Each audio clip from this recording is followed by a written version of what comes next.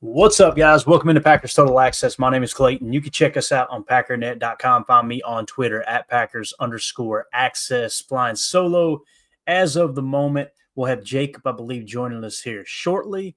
Looks like for whatever reason we did not go live on X. Uh-oh. As you guys know, X has been quite the quite the arena today. Let's see if we can go live here real quick. And 3, 2, 1. No, an error occurred. So we'll see if we can get up and running on X. I know we got the YouTube crew in here. We got Facebook. We've got Rumble as well. Hopefully everybody's having an awesome day out there as we are closing in on mandatory minicamp. I know OTAs, things like that's been going on. We had some news with Aaron Rodgers. We're going to hit on briefly on Aaron Rodgers. But the reason we want to hit on it is because it does kind of apply to our schedule this year as they're set to visit Pittsburgh. We'll get everybody's take in the chat on that. We're also going to hit on some betting odds. And listen, this isn't to try to give betting advice. This isn't to turn this into a gambling show.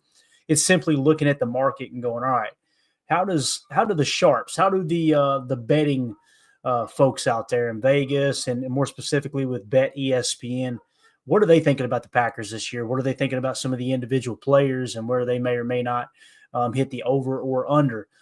With some of those statistics. So really excited to dive into that as well. We got a question from the Patreon community, and we'll hit a little PFF too in terms of kind of what the Packers added with free agency and what they lost, comparing the rankings according to PFF. You guys know we like PFF here. We don't believe it's the gospel by no stretch of the imagination, but it is a good tool to use. So just shouting out everybody in the chat. Good to see you, everyone. We got Chris the Casual in the house. United Bates, Daryl. Good to see you, buddy. We've got let's see who else in here. Greg Rice filing in too old for this in the house. Everybody making their way in now. Elijah Gwynn. Appreciate you joining us. Chuck Jaggers, Ed Madden. Hopefully everybody had an awesome day out there. Let's get into it, man. So the big news of the day, obviously, was Aaron Rodgers signing with the Pittsburgh Steelers. I say big news. This doesn't catch anybody by surprise. It kind of felt like he was going to sign with the Steelers. And I know some people were probably holding out hope that he wouldn't. Others were hoping that he would. I'm not too in tune with the Pittsburgh Steelers community. I've got one buddy who's kind of indifferent on Aaron signing with the Steelers. You guys know my brother was a big Steelers fan. That's why I tend to root for them when they're not playing the Packers. So I thought this was kind of cool that I get to continue to root for Aaron Rodgers in every game, but at least one, who knows, possibly two, if they get a Super Bowl rematch. I don't think anybody's going to put any significant money on the chances of that happening with Pittsburgh's current roster. However, Aaron Rodgers lands in Pittsburgh with the Steelers. I want to know what everybody thinks in the chat. Let us know. Are you happy with this? You gonna be rooting for Aaron, or is it going to be something that maybe you're on the other side? You don't necessarily root for Aaron Rodgers anymore, but I know we're all as Packer fans going to be rooting for the Packers to absolutely annihilate them as they are on their schedule this year. Let's go ahead and pop that over now. I know we got Jacob joining us as well. Jacob, we're going to look at the schedule here real quick and kind of see when the Packers do play the Steelers and talk about it a little bit. But I just want to get your initial reaction here to the Aaron Rodgers signing with the Pittsburgh Steelers news. Obviously, no crazy news. We kind of expected it, but it's officially official now, and he will be attending OTAs or I'm sorry, mandatory minicamp next week for the Steelers. What do you think, man? Absolutely. So I'm okay with it. I thought that I might feel a certain type of way, but as the years went on, and as obviously I had the terrible stint with the Jets there, and I was okay with him if he decided that he was going to move on from football, retire, do all that, kind of sail into the sunset. But there is a selfish part of me that still wants to watch him play. I mean, for a good portion of my young adult life, he was my hero. Still owe him a debt of gratitude for everything that he did. Obviously, the Super Bowl. Dude, I cried. I remember crying at my buddy Tony's house when they beat the Steelers, like drunk as a skunk, just happy as all can be. I'll never, ever forget those moments that he gave to us. So I'm a little bit excited that we get to watch one more year at least, hopefully, injury barring, that it's fun to see him sling the ball. And again, yeah, it'll be a little different when they're strapping up against the green and gold in whatever capacity, if it's just one game or, like you said, even if it's a second game. But I know it's going to make for good football, good drama, right? Oh, no doubt about it, man. Neil in the chat said, I'm just glad he didn't sign with the Vikings. And 2-0 for this says, I am now a Steelers fan for the AFC side. That's kind of how I feel about it, too. 2-0 for this. It's going to be fun to root for him over there. And here's the thing. Do I expect him to be vintage Aaron Rodgers? Absolutely not, man. I think there's little to no chance that Aaron Rodgers returns to MVP form, this year or ever again. However, I was hearing a conversation on, I think might have been ESPN Milwaukee. I can't remember the name of the show, maybe KBNN or something like that. I don't listen to a whole lot of those shows. I caught that one just on the way home earlier today. And I don't know who the gentleman was that was ranting on it, but he had convinced himself that Aaron Rodgers wasn't as good as Mason Rudolph. And I'm like, Yeah. what fairy tale world are you living in that you think Mason Rudolph is a better quarterback than Aaron Rodgers at this point? So that cracked me up a little bit. And I understand there's going to be people dug in on both sides. Some people hate him just because it's now the cool thing to do, I guess. I always like taking those folks, to be honest with you, that hate on our Aaron Rodgers constantly and just – I've said this before. I like to go back on their Twitter account, Jacob, and just search back and go, okay, when did the hate start? Oh, it happened right around the vaccination status point. Got it. All right. That tells me all I need to know, right? Because I don't care what people do in their own time or how they feel, about themselves medically or politically. I'm here to watch ball, talk ball. And that always cracks me up that the portion just absolutely turned on it around that time. It was really a weird moment for everybody in the country, but it is what it is. That was honestly one of the first and only times where I really was embarrassed by a certain section of the Packers fandom, just because, like you had said, regardless, I mean, everybody has their own stuff they do in their own personal lives.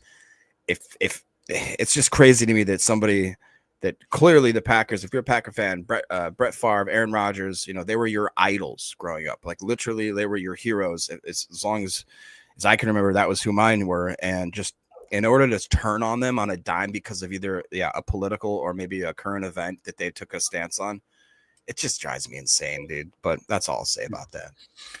Yeah. And listen, people have the freedom to feel how they want to feel, That's how I kind of see it at the end of the day, but I'm with you. It was just strange. It was a really weird moment. Like the Brett Favre hate, when he went and played for the Vikings, I get that. And someone else said here in the chat, matter of fact, I can't remember if I marked it or not, but they said, I'm just glad he's not playing for the Vikings. That's how I feel because it sucks. It sucks to kind of see one of the all-time Packer greats not just go up against your team twice a year. It's like they're harboring ill will there, and that's what cracks me up about Aaron Rodgers is he's not like that.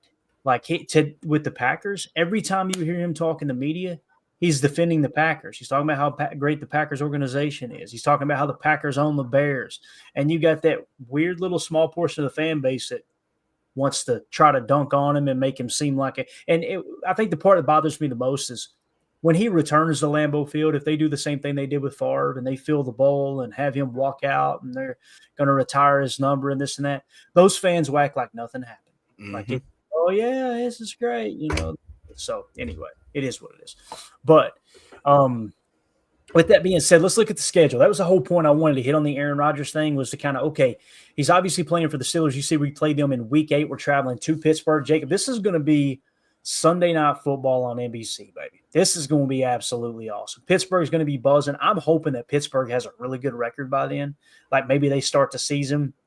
I don't know what that'd be Week 8. So maybe they're like 5-3 or something like, or 5-2, something like that. And obviously hoping the Packers get off to a fast start as well. It'll be a lot of fun watching those two teams go at it. And I think you're going to get the best version, whatever that is, of Aaron Rodgers at 41, 42 years old. Achilles, the Achilles injury there a year and a half ago, however long ago it was. Obviously, it should be fully healed now, but your body doesn't get any better, as the years go on. Unless You're licking toads in the rainforest, brother. I'm just Yeah. saying. Hey, yep. Sipping the ayahuasca tea and licking toads and everything else you need. Not toes, fam. Get Yeah, your quit head out it. of the gutter. What's wrong with you?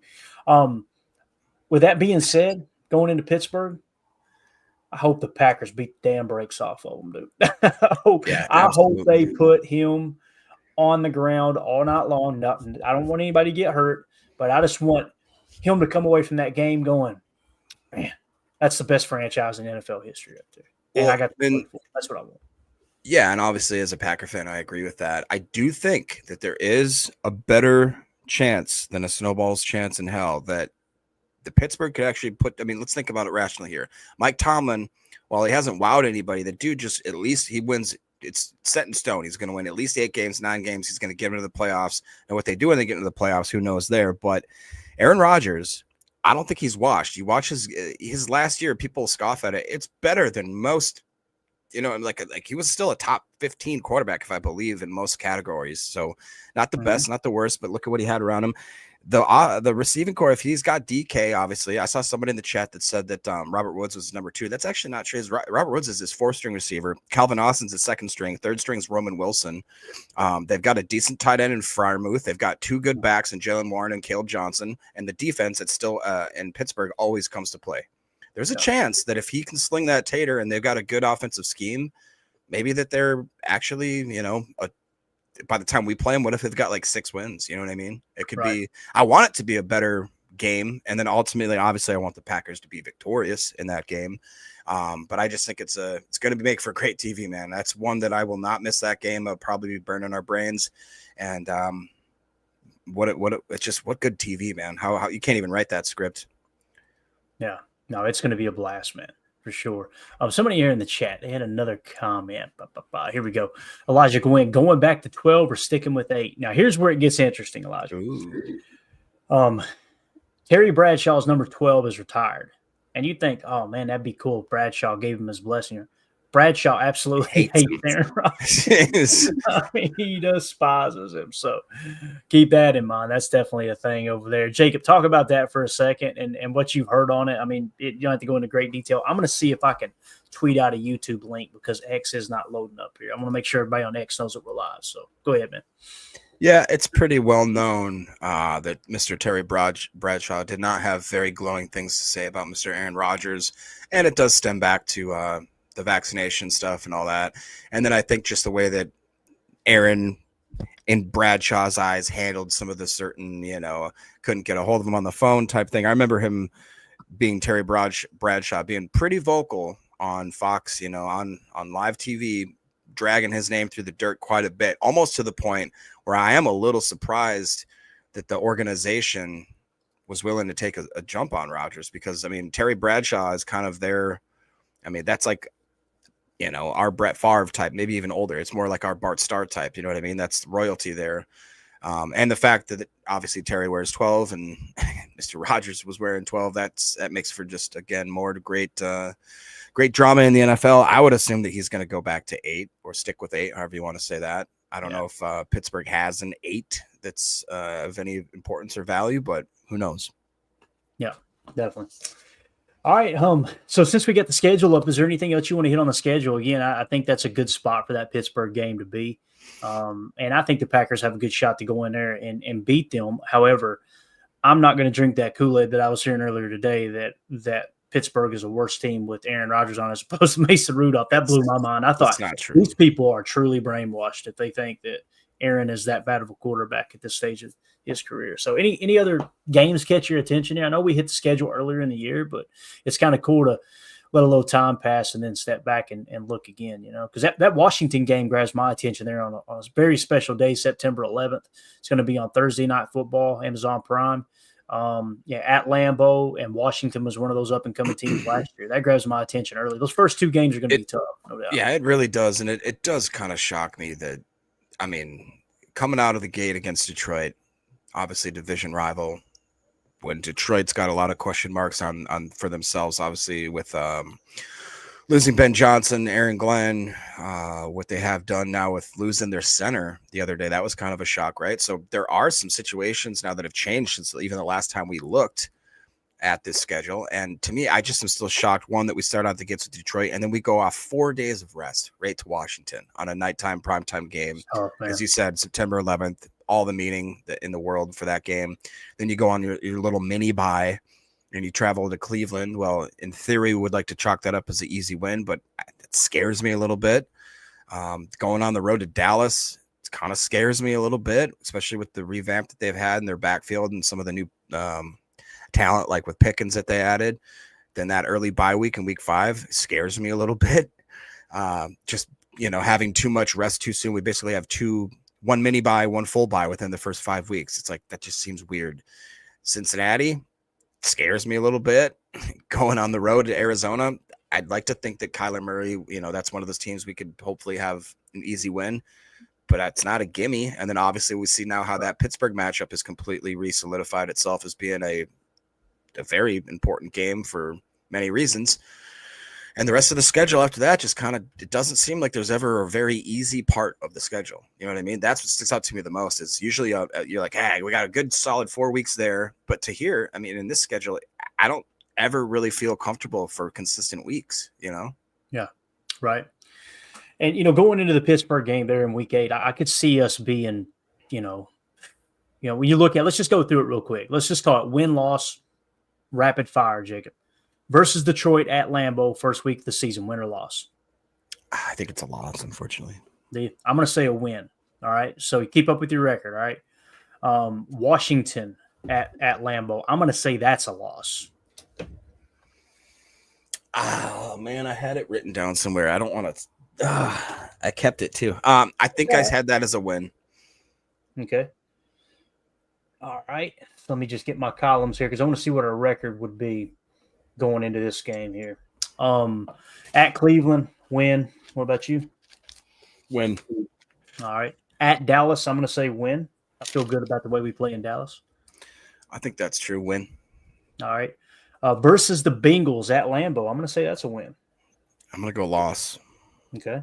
And then at Arizona, I'm going to chalk that up a loss. Travel, all that good stuff. So I'm going to go win. All right. So I've got them going 4-2. Obviously, the bye week is week 5. I've got them 4-2 heading into Pittsburgh. What did you have on that? Same or? I would have had them at 4-2. Yeah. Okay, got it. So that's going to be an important game. The reason I wanted to paint that picture for everybody is you're talking about a primetime game, and you're talking about the difference between going 5-2 or 4-3. Kind of a big deal, There's going to be a lot at stake for that game, and I think it's great. You see me grinning because it's like, man, you can already see the buzz building up to that, especially if Pittsburgh gets off to a decent start. Now, if they come into this game and they've only won one game, not going to have near as much luster, right? However, boy, if they come in and they're sitting around the same record, 4-2 or whatever, 5-1, whatever it may be, it's going to be a lot of fun to see the buzz created up to kickoff there. So, again, look for that in week 8. Anything else on the Aaron Rodgers signing and obviously us playing them in week 8, Jake? No. I just hope that most Packer fans take it for what it is, which is, saying goodbye to, like I said, an all-time great, and be respectful. Like, I'd hate for Packer fans to be just painted with an ugly brush that way. Just be respectful. Yeah. Unless we lose. Yeah. I get aggravated when a portion of the fan base embarrasses us. You know what I mean? Yeah. Right. That's the stuff that bothers me is, like I didn't get embarrassed that they booed Favre. I thought he deserved it. He playing for the division rival. You know what I mean? It's fair game. I got embarrassed when Aaron Rodgers got death threats and people threatened to break his legs because they wanted Favre as their quarterback. Like, what are we doing here? What are we doing? So that's the main thing is just, as Aaron once coined the phrase, many people don't know that. Everybody loves to say, carry the G. Aaron Rodgers was the first person to say that. And it's funny that people use that phrase and then they bash him. But that's a story for a different day. So Chuck Jagger says 5-1 going into that game. Got it. Solder, man, I hope you are correct. 6-0 going into the Berg would be absolutely awesome. Absolutely awesome. He said 7-0 leaving the Berg. Jake, if we get off to a 7-0 start, got something special going on here. Because the toughest part of the schedule seems to be in the first half, don't you think? Yeah, I get more nervous with that backstretch for sure. If we were 7-0, that to me is an amazing accomplishment. That I think that it's not a guarantee, but I think we probably roll into the playoffs with a pretty good head of steam. Yeah, for sure. All right, so there you go, a little schedule update. I love looking at that schedule after a little bit of time passes by, man, for sure. Let's now dive into. Let me see what we had on tap here, real quick. All right, we get the betting odds. Let's get into this PFF breakdown real quick. Shouldn't take long, Jacob, but I thought this was interesting. They've got an off-season page here on PFF's website for the Packers, and it just shows you a quick glance at who they lost in free agency, the bigger names, and who they picked up. So obviously, moving on from, or the players that they lost in free agency was Eric Stokes, cornerback, right? Josh Myers, center, and TJ Slayton, defensive line. Now, keep in mind, these rankings are the PFF free agency rankings. So it's not necessarily anything to do with EPA or advanced metrics. It's just simply this is how PFF's seen them. Okay. And it's not even really about the PFF grades either. It's someone put this together in their ranking system for their free agents, and this is how they had them. So they had Eric Stokes as the 188th PFF free agent ranking. Josh Myers was sitting at 129. TJ Slayton was sitting at 201. And then if you look at the additions, Aaron Banks, the guard picked up there from the San Francisco 49ers in free agency, they had him ranked the 72nd best PFF free agent. Mecole Hardman was ranked 114. That's wide receiver out of Kansas City, obviously. And then cornerback Nate Hobbs was ranked 85th. So when you look at what we lost here, and we'll try to compare apples to apples as much as we can. Like, let's compare Nate Hobbs and Eric Stokes. Obviously, they play the same position. So you let walk in free agency, according to PFF, the 188th ranked free agent, and you picked up the 85th rank. Pretty nice little improvement there. And the thing about Nate Hobbs, if you look at the PFF grades recently, not so good. But, man, his rookie year, balled out. Guess who his head coach was that year? Rich Bisaccia. So keep that in mind. Maybe it's something that Bisaccia put in a little word and they looked at the tape. This guy attacks the football. Love how he adds a little bit of extra defense in the running game. Really, really like what he brings to the table. Now, when you look at offensive lineman wise, let's kind of compare somewhat apples to apples. You're picking up the 72nd best free agent according to PFF in Aaron Banks, and you lost the 129th. So once again, another pretty large net gain there. And then, of course, you got two positions that don't correlate. You lost TJ Slayton, which PFF had him ranked 201. I would have put him higher than that. You guys know I was a little higher on TJ Slayton than most Packer fans. However, Mecole Hardman, wide receiver you pick up, speedy guy, can return kicks, can be a little bit of a gadget player. For some reason, Jaden Reed gets banged up. You got someone with world-class speed, Mecole Hardman, to jump in there. He was the 114th ranked free agent. So if you wanted to compare the third player that was dropped and the third player that was added, you got another huge net gain there. According to PFF, Jacob, we improved this team in free agency in terms of who we picked up and who we lost, man.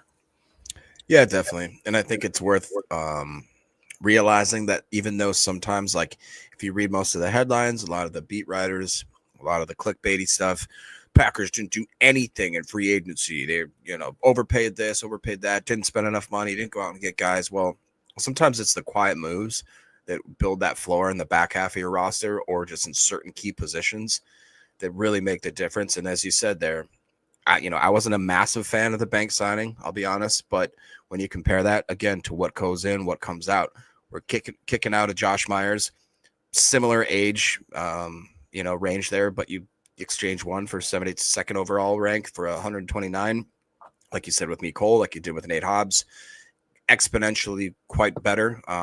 The Hobbs for Stokes pick, you're going up 100 ranking points, you know what I mean, just in free agency. So, and you're going down slightly in age. So to me, those are some quieter moves that didn't, again, flash in the pan. They weren't, clickbaity. Nobody was wowed and, oh my God, you guys signed Mecole Hardman. Cool. But they did make our team better. And that's all you can ask of from a front office going into a year where we didn't have a lot of holes on this team. We just, again, needed to find the right players to fill those small areas of need. I think we did a better job than most people give us credit for. Yeah, for sure. Let's go to the chat, see what everybody's saying in here. Deadfish says Slayton is the one I wish we still had. I somewhat agree, Deadfish. For the right price, My number was $5 million. I would have been willing to pay. He got too much money. Yeah, once he cracked 7, I was like, you know what? It's just I can't justify that. But he was better at rushing the passer than most people believe he was. If you look at the pressure percentage in terms of NFL Pro and actually go watch the tape and look at those specific snaps where he did, you can confirm he got pressure on the quarterback. A little bit better at pass rush than I expected him. I'm not saying he was a dominant run defender. Everyone thinks because he's so big, oh, yeah, that's what he does really, really well. I felt like he was probably a little bit better at rushing the passer in terms of the tape as opposed to playing the run. I think a fair summarization of him, and I can't remember who said it, but they were like, he's quite a bit better than I would have ever expected at stopping or at rushing the passer, and quite a little bit worse than I would have expected at stopping the run. And it's like, all right, well. Yeah, I think that's very well said. I was trying to pull up the Packers pressure percentage real quick. I don't want to misquote, but I'm almost positive that was what we came up with when we did that deep dive. So if we go to all the players, I'm not going to put it on the screen, but I'll just kind of give you guys the rundown here. This is all the positions. So let's find the interior defensive lineman. All right, going down the line here. The first one was Devontae Wyatt at 9.7%. And then second was TJ Slayton at 8.8%. So yeah, Jacob, he was right there. I mean, less than 1% pressure rate behind Devontae Wyatt in terms of what the GPS tracking shows. So if you look at it from that standpoint, if you're high on Devontae Wyatt, then you know we know Devontae Wyatt run defense was not his strength, although he did get better last year from the year before, in my opinion. It looked like his run stop rate went up. But TJ Slayton was right on his heels. You know, the next would be Kenny Clark, who came in at 6.8%. So that's a pretty significant drop off. You know, as much as I love our Carl Brookses on the team, his was at 6.4%. But many people don't understand too that Carl Brooks played a lot of nose last year. That surprised me. It seemed like more times than not you turn on the tape and he was actually playing a 1 tech as opposed to a 3 or a 4 eye. So yeah. Moving along. Hey, Emilio, how are you? How many times are you going to come to my press conference late?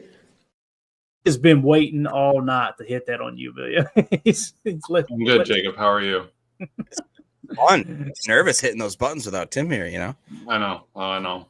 Tell me about it. Holmes in the chat says, talking about Mecole Hardman, he says Bo is faster. All right. Probably straight line speed. I would agree with that. I don't know what the 40 times were exactly. Greg Rice says, I think Bo is on the bubble. I completely agree, Greg. It sucks because Bo Melton is one of those dudes I really like on this team. But I'm picking Malik Heath over Bo Melton. That's just me personally. A couple different facets in the game. He's got better hands, got a better contested catch rate. He also blocks better than Bo. Not that Bo's not willing, but Malik Heath's a dog in the blocking game, in my opinion. There's just a little bit more to work with there with Malik Heath. When you look at the EPA and some of the advanced metrics, he was hands down way better than Bo. Bo took a pretty big step back. How do you guys feel about that? You think Bo Melton is on the bubble here? Like I'll pull cheese curds and my stomach hurt all the time, but I do eat them though. Like if we were to carry 6, let's say they're going to carry 6 like they have in the past. You're going to go Romeo Doubs, Matthew Golden, Jaden Reed, right? Savion Williams, Dontavion Wicks. You're already at 5. So now you got to decide, is it going to be Malik Heath, Mecole Hardman, or Bo Melton? You have to choose between those 3. Once again, Malik Heath, Mecole Hardman, or Bo Melton. Which one of those 3 are you keeping on your roster, Jacob? Malik Heath, hands down. Just like you said, he's one of those guys, kind of like some of the backup running backs that I highlighted in a previous episode, where they just do everything right. And for just the fact that they were a UDFA and you got a lot of draft capital on a lot of guys he spent some serious money on that are ahead of him in the depth chart, and barring an injury or some crazy situation, it's probably just not going to get him on the field as much. But dude, the guy's size, his speed, the way that, like you said, he can pinpoint a ball, bring it down, physical guy, willing to block dudes into the freaking water cooler. And he's got that jabber jaw, which I like because he backs it up. I think that he is a spark plug. And in key situations, if you remember, he scored touchdowns and first downs for us that were pretty impressive. They weren't just gimmies. Like I'm talking him separating, getting control of that ball and kind of being violent. I liked what he did. He does everything. He blocks violently. He runs routes aggressively. He does the yak. I mean, I really just love him as a player. And I think that on any other team, he could be easily a wide receiver 3, if not higher. Yeah. What do you think? Yeah, which one of those three are you choosing, man? Tough agreeing with Jacob, but yeah, I'm gonna have to go with Heath too. I think it's not that I don't like McCall. It's just that I get the return aspect of it, having that other option in there. But I just don't think that bringing in a guy from KC. I love that he's got that experience. We'll get a little bit of veteran presence from him. But I think Heath just knows a little bit more of this offense, kind of knows where to be on everything, and I think that it would just work out a little bit better if we had Malik in here that knew what was going on. Yeah, makes sense for sure. Let's see here what everybody said. Ed Madden in the chat says, I could see Hardman making it as a returner in depth. Completely agree. There's a little bit more value there than with Bo, as Daryl pointed out. Haven't seen Melton return kicks before. Let me tell you something. On Madden, he's a dog in the return game. But in real life, for whatever reason, it just has not worked out. I don't know if there's got to be something they've seen in practice. They're like, yeah, this ain't for him. I don't know. Maybe it's securing the key. That's a lot more difficult than people realize. When you get out there and you think, okay, well, he could catch a football. He's a receiver. He should be able to catch a kick. No, it's a whole different ballgame returning a kick. And it takes a special kind of person, I mean special in a crazy way, to stare straight up in the air while you've got world-class athletes full sprint coming to take your head off. You know what I mean? And maybe that's what it is with Bo. I don't know. But Mecole Hardman definitely has that in him, that ability. As H.E. Solder said, too, Hardman is shiftier than Melton. There's no two ways about that. Melton, just straight line speed, right? Hardman has definitely got that ability to jump around. We haven't talked about Hardman much, man. No. Like Coach was saying here, though, Bo plays gunner on special teams, which is a big thing. On punt team, the guy running down the field to the screamer to go after the man, I think that's key. I mean, that's something that's you're going to make the team based on special teams at that point when you're that far down the line. I think Coach Lynn just found the one thing that Bo Melton is more valuable to the team than Malik Heath, right? Because Malik Heath doesn't have that kind of speed. That's a great pull there, Coach. Didn't think about that. Can anybody in the chat bring up Malik Heath's speed? Because I don't think he was like I just don't know if he's a 4.5 guy, if he's higher, lower. Let me fire up the old Google machine here. Malik Heath, right? 40. 4.64. Dang. Okay, so he is kind of a that's what Coach said. Yeah, 6'2", confirmed. 213 pounds, 4.640. So, yeah. Again, and you think, okay, why do you want him as a receiver if he's that slow?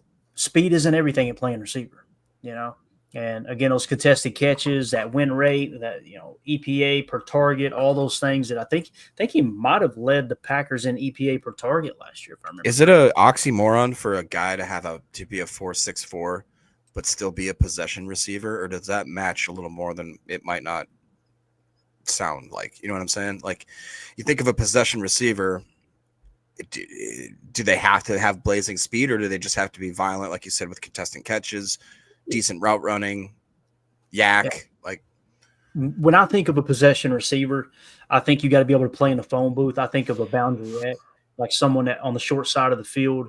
You got to be able to win those isolation one-on-one matchups, and you're going to be catching the football in traffic. So you got to have strong hands. That's what I think of with a possession. Larry Fitzgerald? Bingo. That's a perfect ball right there. I remember Anthony Johnson back in the day. Now, Anthony Johnson drop off a little bit, but you get him in a contested catch situation, he's coming away with that football. You get him in the phone. Calvin Johnson. Yeah. Now, Calvin was just the thing about everything. Calvin, Jacob. Yeah. That guy, what was it, 4.2 40 speed, if I remember correctly? It was either 4.2 or 4.3. Like 220. Yeah, he's built like a tight end, but runs like, freaking Mecole Hardman, Real. I mean, I think name a fast receiver. Maybe not quite Tyreek Hill speed, but he definitely had the stride length over Tyreek Hill. There's no doubt about that. This is NFL Pro, and I wanted to just make sure here. Let's see, receiving EPA. Get your over here. So that's not pulling up the advanced metrics here. Let me go to Explore More. Hopefully it don't. And it did. It reset. No, we're okay. We're good. I want to see receiving or EPA per target. Here we go. EPA per target. Malik Heath, look at him leading the way. That's what I was talking about. It's like, and again, he only got 13 targets, so that is a minute amount. However, he ran 62 routes. His catch rate over expected, another one. Look at that, plus 9.7%, right? By the way, look at Ben Sims at a plus 15.8%.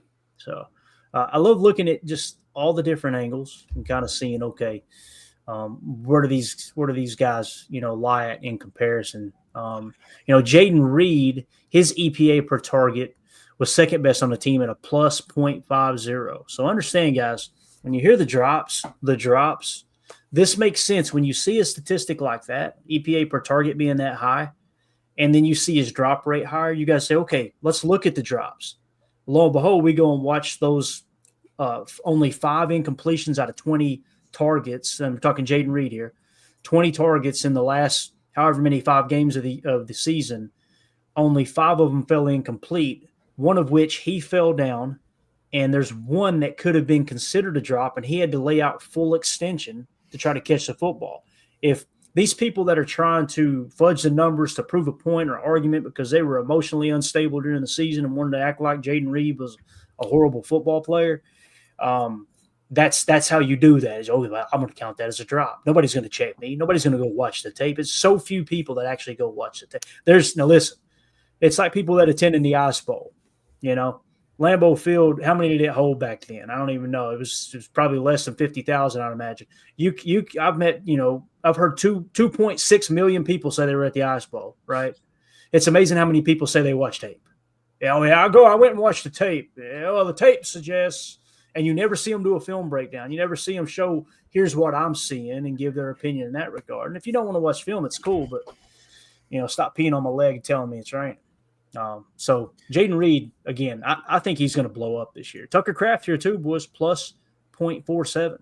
So what kind of pops off the screen a little bit there is the deep throw percentage. Obviously, you think, Watson's number one, right? 34%. As Bo Melton actually was at 35.3, and then there's quite a steep drop off. So that is kind of another area where you could probably chalk it up that Bo has over Malik, is just that being able to take the top off the defense and have guys run with them. And again, when you look at Malik Heath, 7.7% on deep percentage, that shows you what we're talking about, kind of playing underneath in the phone booth type right. thing. That's what he does well. And which I think Golden might be able to slide into some of that role. If Bo's not going to be it while Christian's out, I think that, that could be Golden's wheelhouse as well. Right. Let's say Bo doesn't make the roster. Christian's out till November. Hopefully he comes back in October, but I would think it's fair to say probably would be November. Who takes those deep routes, guys? Who cracks the 25% mark? It's going to be Matthew Golden. Yeah. And I'm so freaking excited about it, man. It's going to be a blast to watch.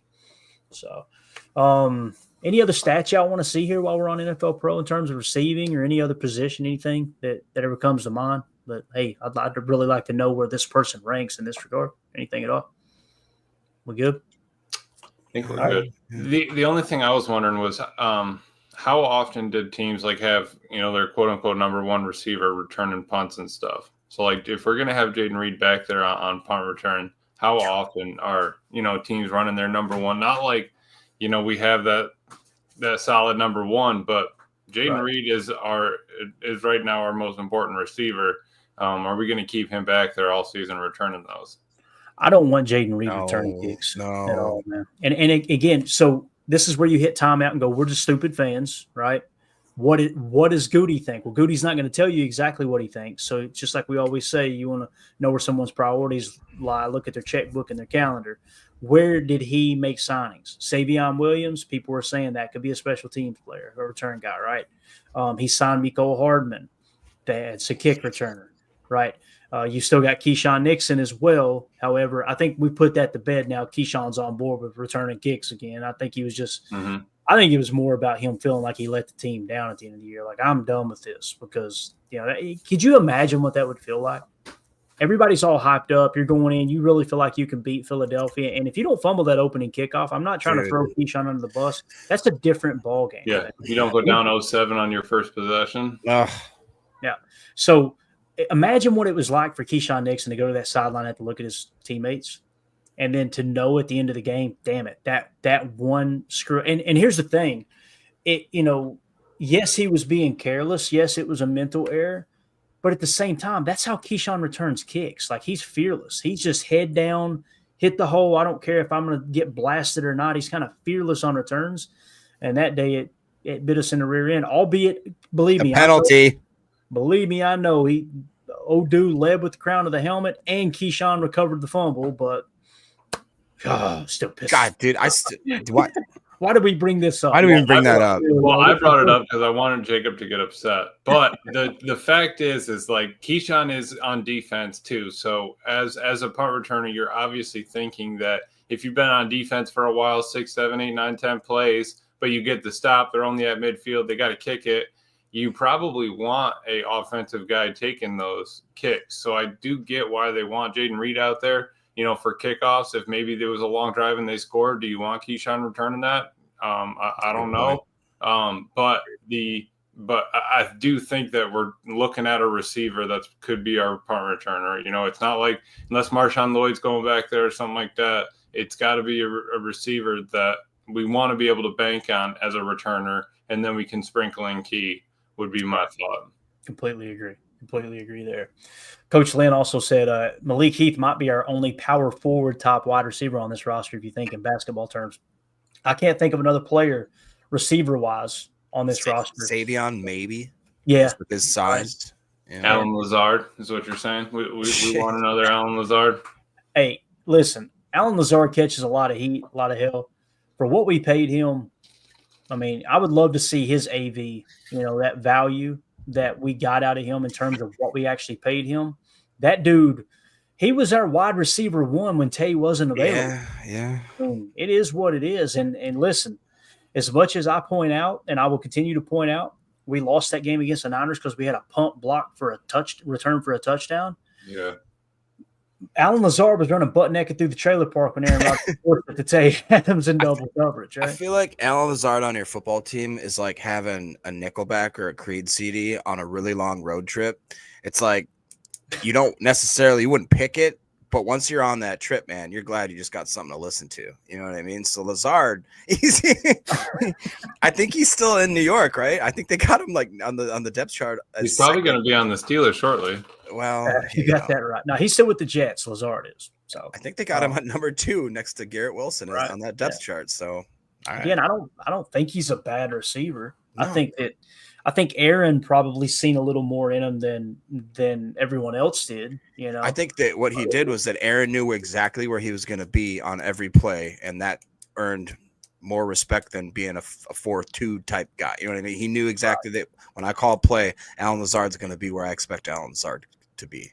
I'll never forget too. I think it was against was it Miami, where they threw a quick bubble screen and he came over and blocked 3 guys. And when I say blocked 3 guys, he put three grown men on their ass. It was and then he counts on his hand. I looked at him like 2. Yeah, 3. It was Miami. Definitely. That's when I was like, all right, I'm a Alan Lazard stan from here on out. So, all right, anything else on that, boys? We good? I think we're good. All right, good deal. United Bates, March 17th, 2023, Lazard signed a 4-year, $44 million contract with the Jets. There you go. So they got him at least. That's one of those, a 4-year deal is really a 2-year deal or a 3-year deal in some cases, right? So this will probably be his last year in New York, but nonetheless, hey, he got the bag, didn't he? You're going to need that living up there with those taxes. Seriously. You know anything about that, Emilio? Those New York and New Jersey he taxes? Doesn't pay taxes. Yeah, no bueno. No bueno. For those of you who don't know, Emilio is originally from where, Emilio? Give him your home address. Upstate New York. Okay. So I wasn't down in the city. I thought he was going to say Mexico. I had a buddy that lived up east of Buffalo, and he was like, Clayton, he said, it's more country up here than probably is. It pretty much looks like where we live now. You know what I mean? It just, you don't have the big mountains in the background. Yeah. Chuck says Lazard is like a sandwich with no mayo. Hey, at least you got a sandwich. That's good. I like that. That's good. I got to hit you with one of these, though, Chuck. Come on. All right. That's going to do it for hour 1. For those of you listening on the pod, we'll see you on the other side for hour 2. We're going to get on the betting odds and kind of see where people are projecting the Packers and Packers players to finish in the upcoming season. We appreciate y'all. All right. Those of you listening on the pod. Oh, look at those that. of you Welcome to hour 2. Got a long Jacob, you didn't take the repeat off? Oh, my God. I don't know what I did. Could be a crackhead that got hold to the wrong stuff. All right. Let's hit some betting odds, guys. Now, listen, I said this at the top of the show, and I'm going to say it again. In no way, shape, or form are we trying to turn this into a gambling program, okay? This isn't about here's how you can make some easy money. It's not the point of this. The point of this whole breakdown here is real simple. What is Vegas? How is Vegas seeing the Packers? Super Bowl odds, conference championship odds, the NFC North odds, and then a few players sprinkled in here. So we'll just kind of take it one at a time. I agree, Chuck. Truer words have never been spoken, sir. First things first, Super Bowl winner. Okay, here are the Super Bowl winning odds. Kansas City Chiefs and the Philadelphia Eagles lead the way at a plus 600. Obviously, the low number wins here, guys. Baltimore Ravens are in third at plus 650. Buffalo Bills in fourth at plus 700. Detroit Lions fifth at plus 900. Then you've got the 49ers at plus 1,300. The Bengals at plus 1,600, along with the Commanders at plus 1,600. Then you got your Green Bay Packers tied with the LA Rams at plus 2,000. So when you look at the Super Bowl odds, we are what? The 1, 2, 3, 4, 5, 6, 7, 8, ninth best odds to win the Super Bowl this year. I don't know about you guys, but I think we're in a pretty good spot, seeing that we had the youngest roster in the league last year. We got a little bit older this year. I feel like this roster got better. But we just showed you with the PFF breakdown, they believe you got significantly better in terms of who you lost compared to who you picked up in free agency. Then you look at the draft class and drafting a receiver for the first time since 2002. You've heard that 1,000 times. I think we're in a good spot here, boys. I kind of like I like where we're sitting here now. Am I saying go put money on that? That's not what I'm saying at all. I'm simply saying this proves that the Vegas Sharps, Emilio, they believe the Packers are a top 10 team. That's what this says right here, right? Yeah, that gets me excited. That's all we've been asking for. Give us a top 10 team that gets you in the hunt, that gets you in, take it to the dance, and we can go from there. Because you're always going to have the those top 3 or 4. I'm fine with being back there. We haven't proven it yet, so that's totally fine by me. Yeah, Greg Rice says, I think Clayton wants me to bet my house on the Green Bay Packers. No, Greg, here's what we do, Greg. You send me the money that you want to bet, and I'll throw that into the stock market, and then I'll get you a nice little return on it. Don't go betting the farm on the Packers to win the Super Bowl, okay? This isn't like the John Cougar Mellencamp bet that Kevin on The Office was talking about, Jake. If he ever wins an Oscar, I'm a very rich man. His voice down, dude. What do you think about this, Jacob, where they're sitting here in the Super Bowl odds? Yeah, honestly, I think that's even a little bit better than what I could have hoped for, just as far as how we ended the season, certain question marks we had. But you look at I think that's fair in that grouping in between LA and Washington. That to me seems about where I kind of put us as far as the hierarchy of the NFL right now. And, at least we're above the Vikings. We're above those Chicago, Bears over there. And, even teams like Dallas, Miami, Pittsburgh, Atlanta, Seattle, teams that I would have thought, and if you look at them on paper, you might think, oh, they're right up there. But no, the Packers are quite a bit more established. We belong in that grouping there with like Detroit, San Fran, Cincinnati, Washington. I think that's accurate. Holmes in the chat said you may not be able to do that nowadays, Clay. Shaking my head. If you're talking about the market, sir, I'm just gonna tell you right now, your boy batting pretty good last couple of years. I'll just leave it at that. You got to know how the game is played. But my goodness, it's been a fun year, no doubt. I got a question for you guys. This is great by Solar. He says, Packers, this isn't a question. He's saying the Packers are better than the Rams. I'm going to get y'all's take. I'm going to give my take. Do you guys think the Green Bay Packers are a better football team than the LA Rams? Now, keep in mind, that doesn't mean that the Packers are going to be significantly higher than them. It doesn't mean the Rams, if you go that way, are going to be significantly higher than them at the end of the year. There's a lot of things, a lot of luck comes into play. Injuries, things of that nature. On the surface, if these teams stay completely healthy through the entire 2025 season, which we know will not happen, which team would you say is a better football team? I think that they're almost as evenly matched as you can get. I mean, 2, I would say, established quarterbacks. Stafford maybe falling off a little bit. Love maybe on the rise a little bit. 2 really good running back rooms between Kyren Williams and Josh Jacobs. Both of them have studs at wide receiver. I'd probably argue that LA with Puka and with Devontae now have a more solid top 2 I mean, you really have to watch out for them. Then they got Tutu Atwell as well and a few other guys. Both teams have great tight ends, two tight ends at the top of their I shouldn't say great, but capable tight ends. And then I think it comes down to which defense is better. Right now, I think I'd have to get the slight edge to LA, if I'm being honest. You're crazy. The defense edge to LA, Jacob? Yeah, their front line. Jared Verse is a beast, though. Jared Verse. Their front four, yeah. I think I might give them the upper hand. I don't think their backers and secondary are where we're at. What if the rumors come true and Ramsey goes back there? Does that change your view? Because again, that's a similar thing. They got their Jalen Ramsey, we got our Jair.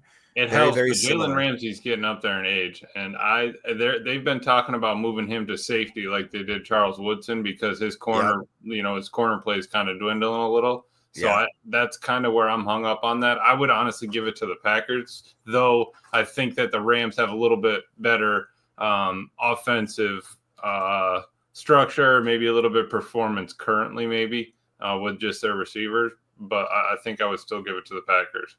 All right, so Jacob, you said Rams, is that right? Or if you had to pick? Or if I had to pick, I still think the Packers are slightly better, but it's very even. All right, let's hit this super chat, and we'll come back to that conversation. Austin Hardy with the super chat. Thank you so much, buddy. We appreciate the support.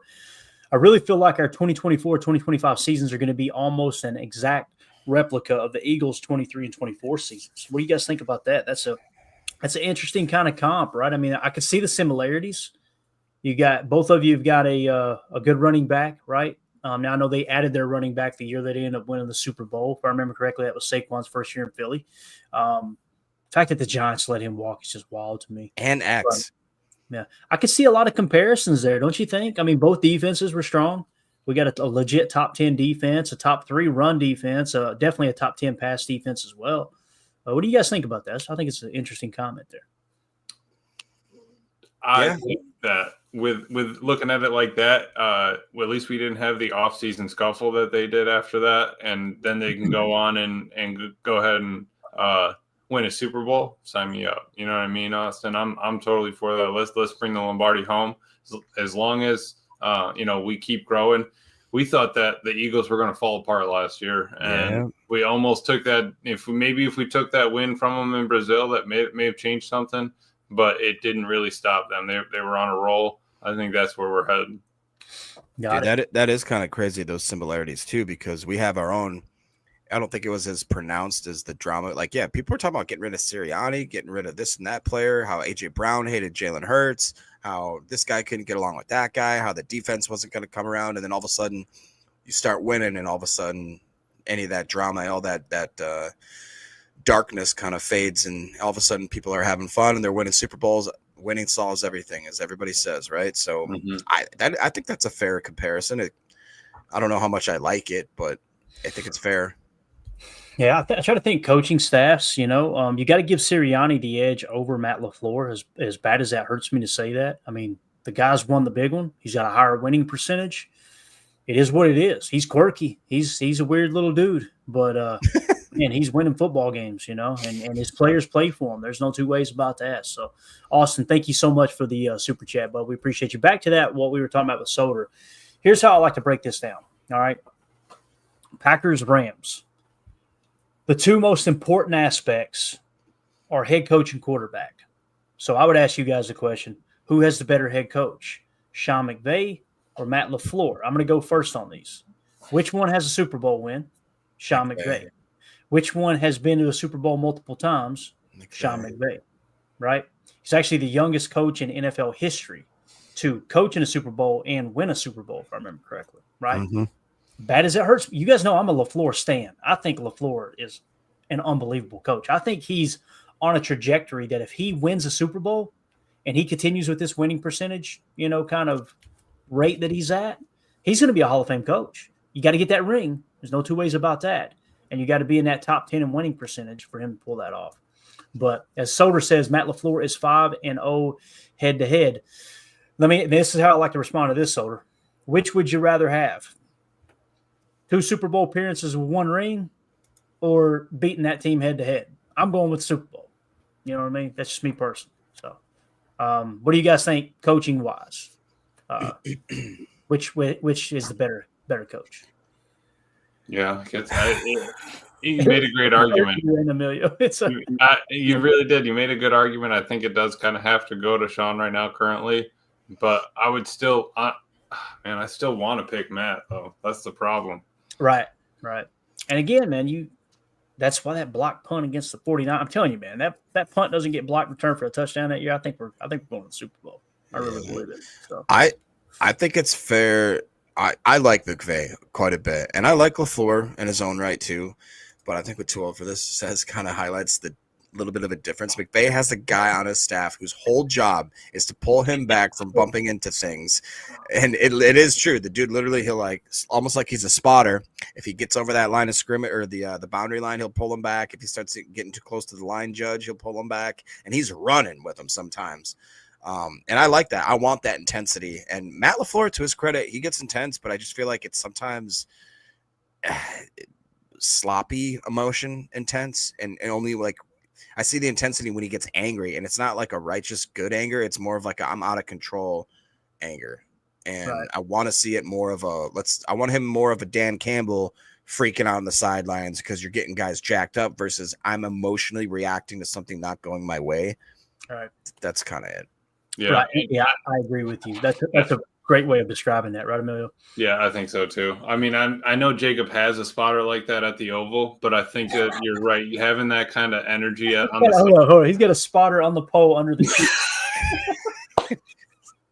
that upper 30s lower lumbar ain't gonna. Best view in the business is what they say.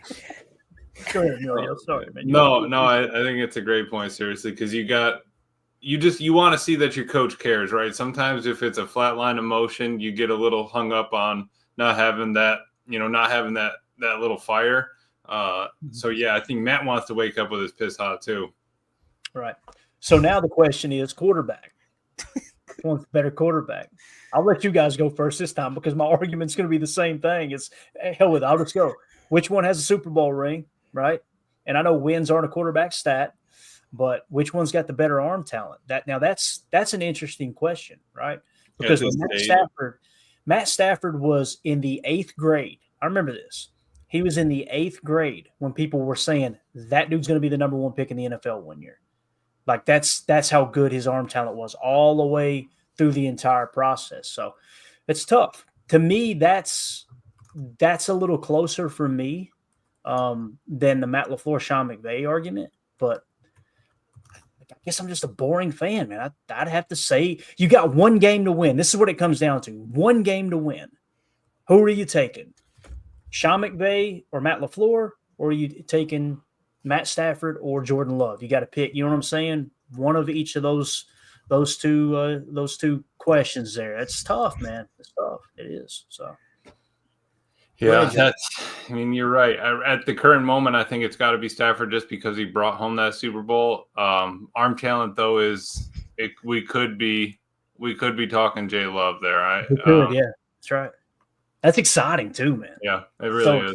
I think of that Tucker Kraft throw against Houston, just looking at safety off and going, I know he's going to get there, but I'm going to hum this tater right by his ear and ain't nothing he can do about it. Mm-hmm. But just like I remember that video of Matthew Stafford, he break his shoulder, went back in. Oh my God. When he was young, that kind of fight and dog, you could sign me up for a quarterback like that, Yeah, for sure. Ed Madden points out Packers, he's picking the Packers. The Rams can't stop the run. That's the one edge that the Packers' current team has over the Rams. There's no two ways about that. H.E. Solder said, much like Jacob at the office, Packers have a better back end. All right, there you go. Holmes says Green Bay's defense is better, in my opinion. I think I don't know. We need to look at the rankings. What do you guys think about the defenses? I'm going to pull the rankings up on my end here and see where they fall. But what do y'all think? Which one has the better defense? Emilio, you seem to think that for sure. Okay. Absolutely. Yeah, I think the Rams D-line is going to be nice. I think they have some weakness behind that, though. Got it. What do you think, Jake? Yeah, I think that's fair. They had the impossible task of trying to replace Aaron Donald and do it in like one draft. And they did about as good as a person could by getting Jared Verse. And they got, I'm going to space on it. They signed 2 other really decent defensive linemen that had some pretty immediate impacts or rookies that look to do it this year. So I think it's fair. Like Amelia said, you can look back at their linebacking core. Not a lot to be excited about, and a lot of that secondary. Yeah, Braden Fisk. Yep. Totally. In terms of scoring defense, points per play, Green Bay finished 5th in the league. The LA Rams were 13th. So you guys are spot on there. Definitely have a better defense. What was that number, Clay? The ranking or the number? Yeah, the ranking. The ranking, the Packers were 5th in points per play, and the LA Rams were tied for 12th. And 5 is before 7, correct? That is correct. Yes. Yeah. Sir. Okay. I wasn't sure if a top 7 defense or not was in the. He killed the camera. For those of you who don't know, you're new to the show here. Jacob's supposed to be getting a tattoo on the left butt cheek because he said, "Actually, let's go to the banner here real quick. I know here we go. Let's go to the ticker. Okay. Costco has some good tequila. That's Coach Lynn. That's a good point. Jacob also said it's 2024. You don't know what I meant. And then here it is. If the Packers have a top 7 scoring defense, I'll get an Emilio tattoo on my left butt cheek. That was PGA, Jake. There you go. Yeah. He also said they were human meat missiles. That was coined in 2024 as well. Dang, I will never forget that one. I immediatally went, do I have to edit that out? I think I need to edit that out. Right. Just the tip. That was head coach Tupac. There you go. I actually make good music. Jacob was half of our quotes from the test. Yeah. And this is my favorite. They're winning 14 games, boys. Bucket. PTA Tim. Third and Wicks, Clay. Look at you. 2023, 3rd and Wicks. Boy, I jinxed the hell out of that one, didn't I? Drinks the Gatorade of working. Tucker Kraft drinks the Gatorade of working, man. That's a fact. PTA Tim, are you worried about Brazil? I'll play the Eagles on the damn moon's what he said. Oh, and then the bet, man. Right, we got to give those Krispy Kreme donuts away. Oh yeah. All right. Now it got serious. See, let's just get that off the screen. It don't even matter. All right. So let's move along now to the next one. Let's go conference. All right. So we talked Super Bowl. Now let's talk conference champs. Let's not even really worried about the AFC too much. I thought this was interesting.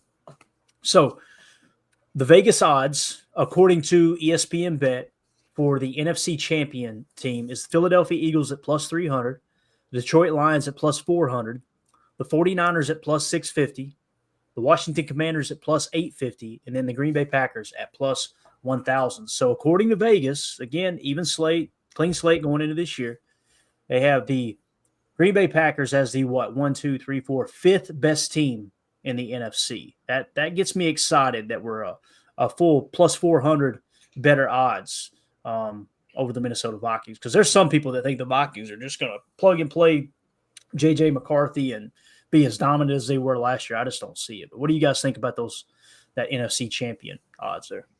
I think that us talking about the Rams the whole time, are the numbers right there are telling us that we are pretty evenly matched, and I think that's kind of where we ended up landing. Both of us had plus 1,000 there. I mean, we're right in it. We really are.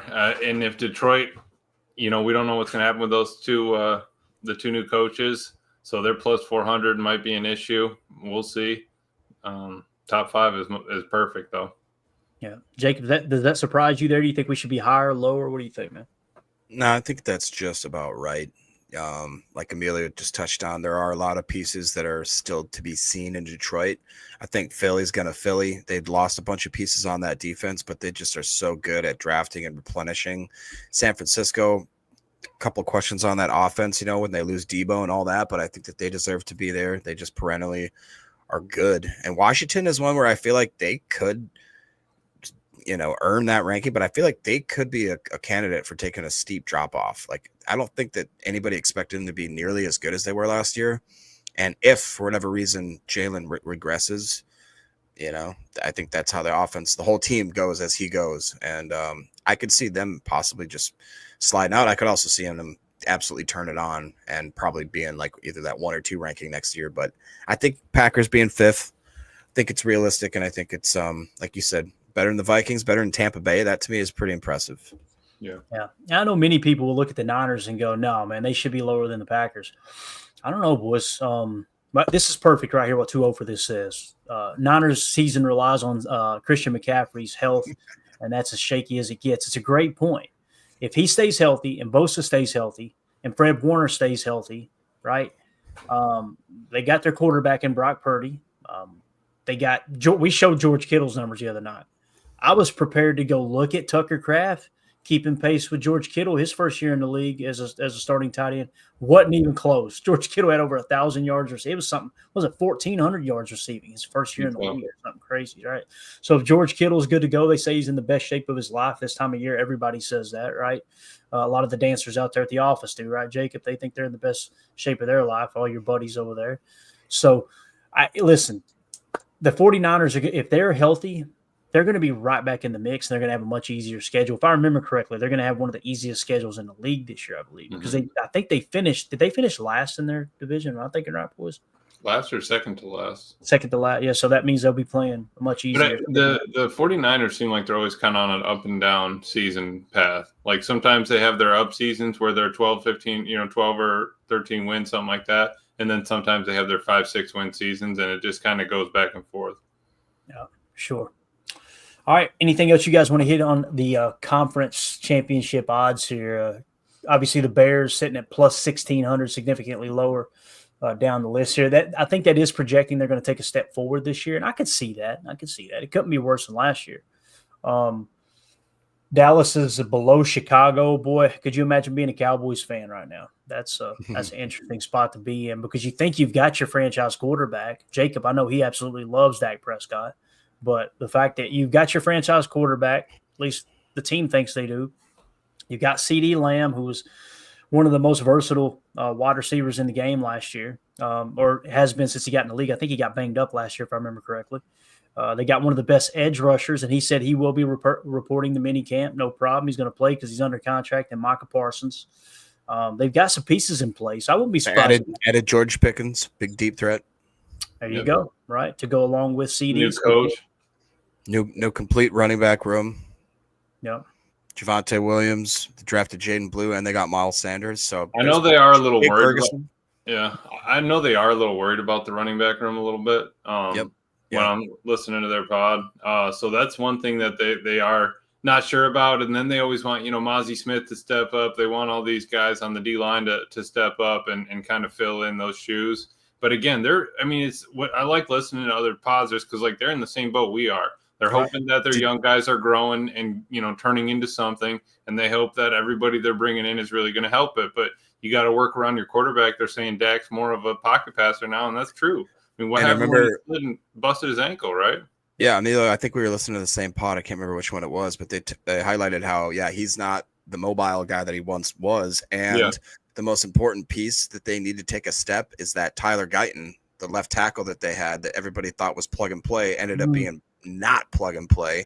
Yeah. And like you just said, if he can't get the blind side of Mr. Dak there, that's that whole season, even though you got all these certain pieces that look way inspiring and way better than the year prior, if that left tackle falls apart and Dak's got to start scrambling, bye-bye season. Right, yeah. Guyton was still young, still learning. They lost one of their best offensive linemen to retirement, and then you're going back, okay, we drafted a guy, Booker, to fill in that guard spot. That's fine. But they were saying Booker's more ready out the gate than Guyton was. Guyton needed work. Guyton still needs work. Booker is ready to go ahead and start for the NFL, an NFL team. So that's exactly it. And then we're just sitting here like, all right, well, who's going to go in that line spot? Who's going to, is Rashid going to get pushed? Who's going to be our right guard? And that's where, I just like getting another perspective on it. Because the dude that's on there talking, Brian Bradish, he was a scout for Green Bay when they won the Super Bowl in '96. So I like just hearing his points on where they're looking and stuff like that, even though it's for a different team. No. Oh, good points. Let's move on to the division. All right, division winner. Here we go. NFC North, the Detroit Lions at plus 135. And then you've got the Green Bay Packers at plus 260, the Vikings at plus 360, and the Bears at plus 450. You look at the Detroit Lions, that's what this conversation really comes down to. Are they going to take a step back? What did they gain? What did they lose? I kind of felt like it was a push in terms of free agency. They lost some key players. They probably lost more than they picked up in free agency in terms of quality. However, the big thing is that coaching staff. I mean, when was the last time a team went on to, win a Super Bowl or win an NFC championship after losing both their offensive and defensive coordinator? There may be multiple teams out there. I don't know the answer to that question, but I have a feeling it's probably pretty darn slim. So the fact that they are losing their OC, even though their new OC was already in-house, he said nothing's going to change, just a few extra wrinkles. And they bring in another DC. I can't remember who it is right now. It doesn't matter who it is. The fact is, those are two guys that were the most sought-after coaches in the entire league last year in terms of becoming head coaches. Obviously, Aaron Glenn ends up with the New York Jets. And then, of course, you've got Mr. Here we go landing with the Chicago Bears, right? So I think it's reasonable to say Detroit is going to take a step back, Jacob. You throw in the fact that Frank Ragnow, one of, if not the best centers in the entire league, just up and retires. Now, I know they got Tate Ratledge, and they said he's looked good in camp. But Tate Ratledge is not going to step in and play at the level that Frank Ragnow did. He may get there midseason. He may be there in a couple of years, but Frank Ragnow was a dog, man. I mean, that dude was out there playing with a torn pec last year. He had a broken throat. You ever heard of a broken throat? At the club, yes, I have. Whoa. Jacob's eyes light up. Anyway, Jacob, what do you think? It's still on loop. Do you think? No, I meant to stop that one, and it just fired it right back up. So that's why Tim is the best. He is the best. That's right. And again, he'll play the Eagles on the damn moon. What do you think, David? Do you think we got a shot to win the North this year? Or do you think the Lions just kind of hold firm there and we're looking at a wild card spot? Yeah, I really do think we have a very good shot to win the North. I think that those two teams should be a little more like the NFC West breakdown, where you got 150, 160, and then a couple of the other ones fall off because, you know, I just don't see the Vikings having such a smooth transition as you highlighted, J.J. McCarthy. We know the Bears are the Bears. They're just going to lay a bunch of dookies no matter what they do.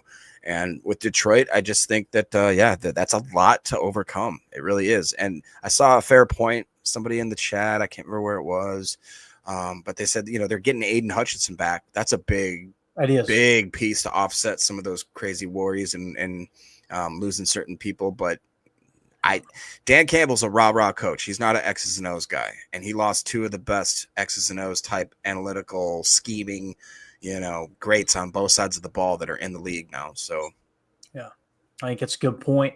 I don't know, Emilio. How do you see it here, man, with the Lions? You think they're going to hold firm? They're going to take a step back, miss both coordinators, or early in the offseason, losing your center, that's tough. I think that's going to be an issue, like Jacob said. Like we've talked about, coaches could be an issue. We might be able to catch them early. We catch them on that first game, get the dub, get that one out of the way. That could be a great start and could be the start of their slip.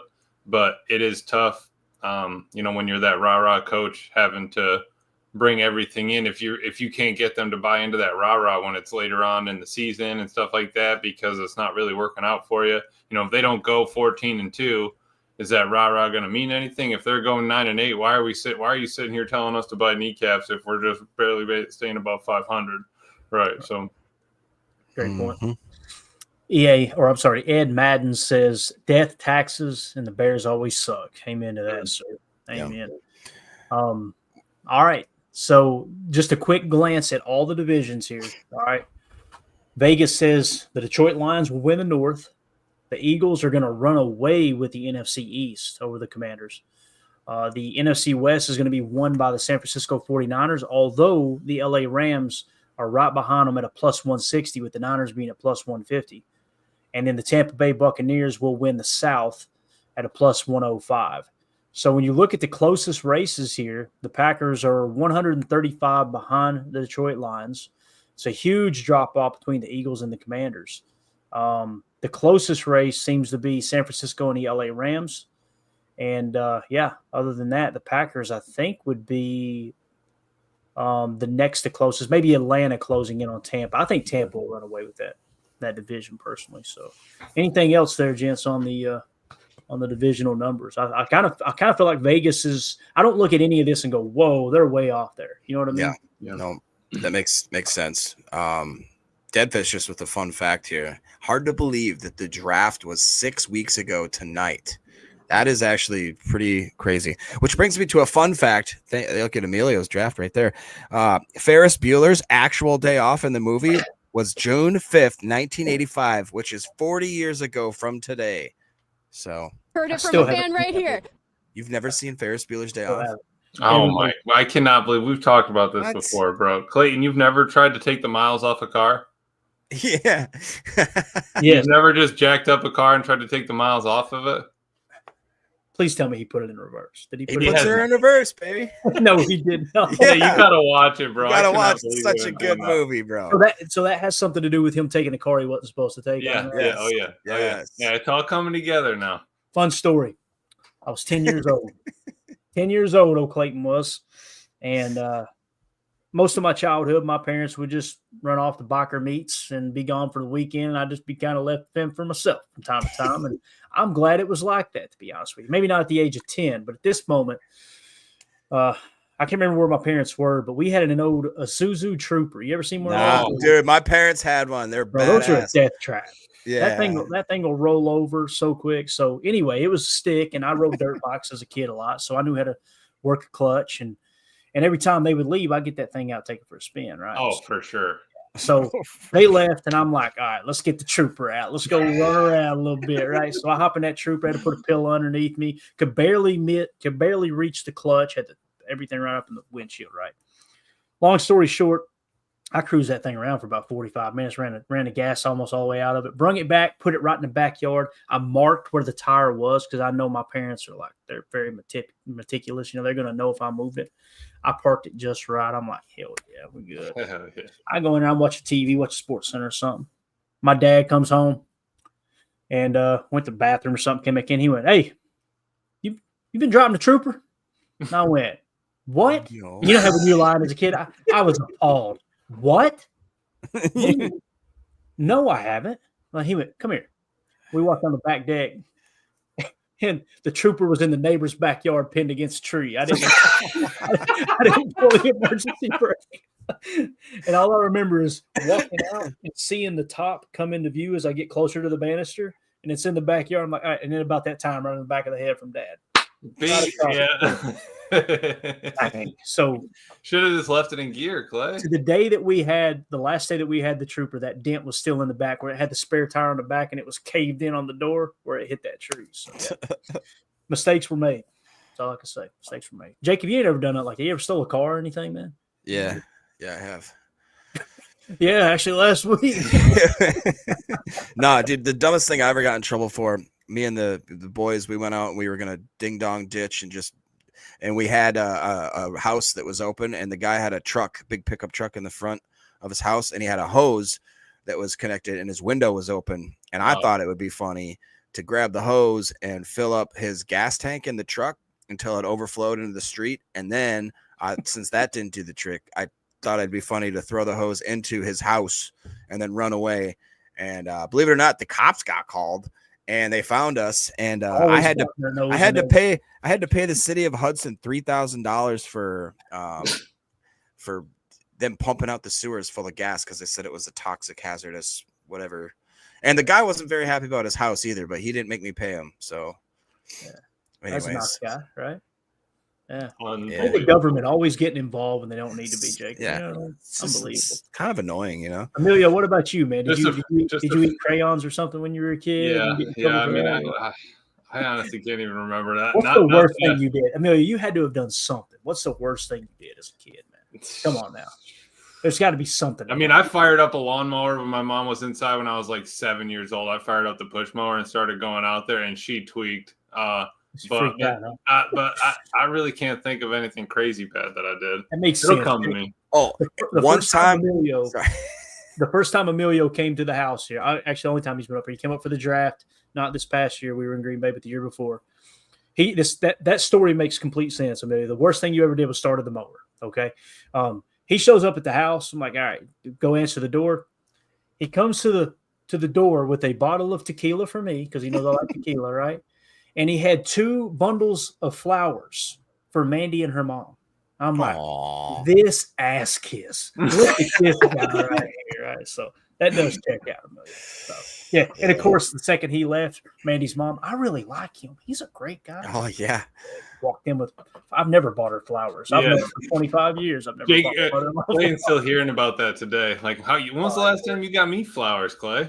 No doubt about it. What were you going to say, Jacob? I'm sorry. I didn't mean to cut you off. Nothing. Real quick. When the Hudson Golf Course was still there, it was nice. And around like the 8th hole, it butted up, and there was a fence. And in a strip mall, there was an Ace Hardware. And me and my buddy Dave, we were walking home at dusk, and we decided that we were going to steal like a 20-foot maple tree from the Home Depot, throw it over the fence, jump the fence, steal a shovel from the Home Depot, dig a hole on the green, plant the maple tree, and run away. And then like 2 days later in the Hudson Star Tribune, it was like vandals with a funny, and with like we cut it out like serial killers and like put it up on the wall. Dude, it was bad. Glued it on there. Vandals. That's a great prank though. Imagine the guy teeing off and being like, is that a tree on the green on night? Yeah, put around it. Whatever. It'll be all right. Everything's good. Prince said in the chat, Emilio is smooth with a V confirmed there. So Appreciate that. Smooth. it was pretty smooth. Yeah. And raised so the the bar in only my other house thing, to where I have to buy stuff now. I'm like, Yeah. I was like the Tiger King. I'm never going to financially recover. but the second thing I said to Clay was, "That's your X mark over there? Like, let me get a spin on that thing." Exactly. But just to the Philly point, I was listening to that tune into. Go ahead, Emilio. Be professional. I was listening to the tune into Dylan pod with AJ Dillon, and he had Sean Clifford on there, and I haven't gotten through the whole thing, but Sean was asking AJ, like, what's different kind of about Green Bay and Philly. He said that Philly just has competition stacked on competitions, and like in this period, he's like, every day there's a competition, every week there's a different competition. In that competition, there's a competition for OTAs, and then there's one for like the whole training camp and off-season program. He said that's probably the only thing different than what you're getting at Green Bay, or the kind of different thing. But Clifford was just talking about how much the team has come together and what the locker room's like inside. He's like, yeah, you see it from the outside, but like we are tight knit inside that locker room. So it is cool to hear guys that are still there talk about it, and then ex guys who had been there talk about it.